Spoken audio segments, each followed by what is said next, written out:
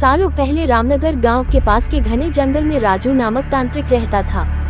उसे अपनी विद्या और ज्ञान पर खूब घमंड था। उसका कहना था कि वो चाहे तो सभी को अपने काबू में कर सकता है। साथ ही तंत्र विद्या की मदद से किसी को जान से मारने की कला भी उसे खूब आती थी। उसी दौरान रामनगर गांव के युवा एक एक करके गायब हो रहे थे। कुछ समय बाद ग्रामीणों को समझ आया कि सभी जवान लोगों को तांत्रिक अपनी विद्या से काबू करके खत्म कर रहा है। इस बात से परेशान होकर सभी ग्रामीणों ने चर्चा की और यह फैसला लिया कि वो सब मिलकर तांत्रिक को मार देंगे। अपनी इस योजना को अंजाम देने के लिए एक दिन सभी ग्रामीण मिलकर तांत्रिक के घर पहुंच गए। उस समय तांत्रिक किसी पूजा में बैठा हुआ था। इसे अच्छा मौका समझते हुए सभी ने उसे एक कुर्सी से बांध दिया और उस पर आग लगाकर वहां से चले आए। ग्रामीणों के मन में हुआ कि तांत्रिक उसी आग की लपटों में झुलस जाएगा और उसे उनका पीछा छूटेगा।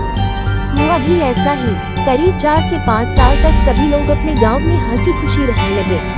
अचानक एक दिन 4 लड़के अपने शहर से घूमने के लिए कहीं जा रहे थे। तभी बीच में रामनगर गांव पड़ा। रात बहुत हो चुकी थी तो उन्हें लगा कि थोड़ा वक्त यहीं गुजार लिया जाए। चारों लड़के रामनगर के जंगल में ही रुक गए। उन्हें जंगल में कुछ घूमने का मन हुआ तो वो आगे बढ़ने लगे और बढ़ते बढ़ते तांत्रिक जहाँ रहता था वहाँ पहुँच गए। पूरे घर में मकड़ी के जाल लगे हुए थे। तभी एक लड़के को आधी जली हुई कुर्सी नजर आई और वो बिना कुछ सोचे समझे उस पर बैठ गया। बैठते ही उसके अंदर तांत्रिक की आत्मा घुस गई। अब लड़का जोर जोर से चिल्लाकर कहने लगा कि अब मैं सबसे बदला लूंगा, पूरे गांव में आग लगाकर सबको जला दूंगा। अपने दोस्त को इस तरह का बर्ताव करते देख अन्य 3 लड़के डर गए और वहां से गांव की तरफ बढ़ने लगे। सुबह होते ही उन्होंने सरपंच से मुलाकात की और सारा किस्सा सुना लिया। सबसे पहले तो सरपंच ने उन तीनों लड़कों पर खूब गुस्सा किया। उन्होंने पूछा कि तुम लोगों को किसने कहा था वहां जाने के लिए। सरपंच को गुस्सा करते देख लड़कों ने कहा कि आप हमें माफ कर दीजिए, लेकिन हमें अपने दोस्त को बचाना है, कुछ तरकीब बताए। थोड़ी देर सोचने के बाद सरपंच ने कहा, अगर वो लड़का कुर्सी से उठता है और खुद को आग लगा लेता है तो शायद तांत्रिक की आत्मा उसे छोड़ दे।